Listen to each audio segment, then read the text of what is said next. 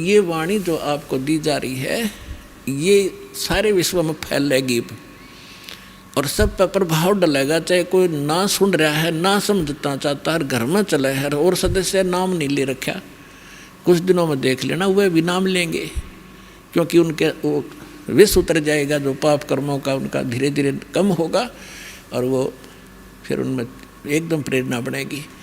अब जैसे खेत में हमने देखा ये ट्रैक्टर वाले ऊंचे शोर में ऐसी बेहुदी भजन गाने रागनी वो गाते हैं, ट्रैक्टर चलाते हैं, और वहाँ पर भगवान के भक्त अपना कान में लीड ला के और कोई मंत्र सुन रहा होगा या कोई शब्द सुनेगा, ट्रैक्टर चलाते चलाते नित्यनेम कर रहा होगा और सुन रहा होगा, मजदूरी करते करते भी आप ये कर रहे होंगे। और ऐसे भक्त का बोया हुआ बीज भी जो भी आम समाज खावेगा उसको भी प्रभाव डालेगा। एक समय की बात है कि एक दो भक्त, दो संत बने हुए थे, उन्हें चेले बना रखे थे। अब थोड़ा बहुत अध्यात्म ज्ञान इनको होता तभी तो ये थोड़े बहुत आम समाज के अंदर पूजे हो जाते हैं। तो वो भक्त दो संत थे, एक संत कहने लगा चल मेरे शिष्य हैं वहाँ चलते हैं, वो दूसरा भी साथ चला गया।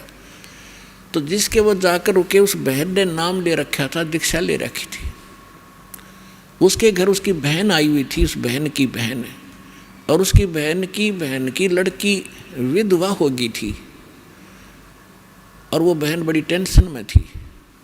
तो जो उपदेश प्राप्त थी उस बहन ने अपनी उस बहन को जो अनुपदेशी थी उससे कहा कि बहन रोटी बनवा दे, मेरी मदद कर दे, खाना बनवा दे, साधु संत आ रहे हैं।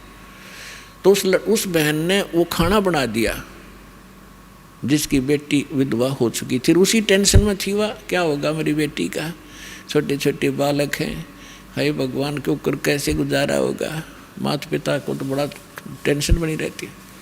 अब इन विचारों से ग्रस्त उसने खाना बना दिया, संतों ने खा लिया, वह सो गए।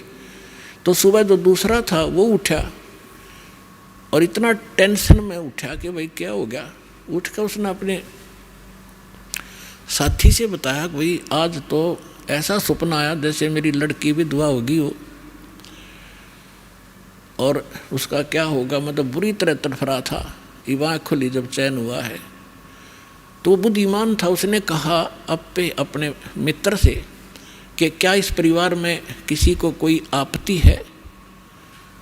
तो बोला जी मन ने भी नहीं पता करता हूँ। उसने अपनी शिष्या बुलाई कि बेटी आपकी कोई तकलीफ़ है किसी प्रकार की, कोई लड़की को हानि होगी है। तो वो कहने लगी जी मुझे तो कुछ है नहीं, आपकी कृपा से मेरी बहन आई हुई है और उसकी लड़की मर गई, उसकी लड़की विधवा होगी, अभी 10 से 15-20 दिन हुए हैं और वो आई थी। तो उस संत ने पूछा क्या खाना किसने बनाया महाराज, कि उसी ने बनाया था। अपने आत्मा उस बहन के द्वारा बनाया गए भोजन में भी वो विचार प्रवेश हो गए और उस संत के ने खाया उस पर भी प्रभाव डाला उसने।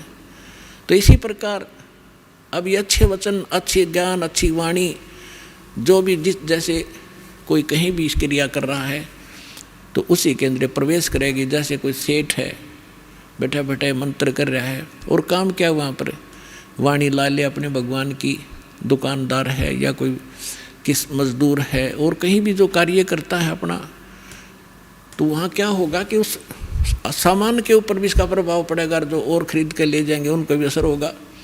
तो इस प्रकार हमारे जो सभी की आत्माओं पर पाप कर्मों का विष चढ़ने से मूर्छित पड़ी है या जाग गएगी और फिर भजन में लग गएगी। तो इस प्रकार इस परमात्मा का जो ये इंस्ट्रूमेंट बनवाने का जो उद्देश्य था, प्रयोजन, ये कोई ऐसे नहीं है।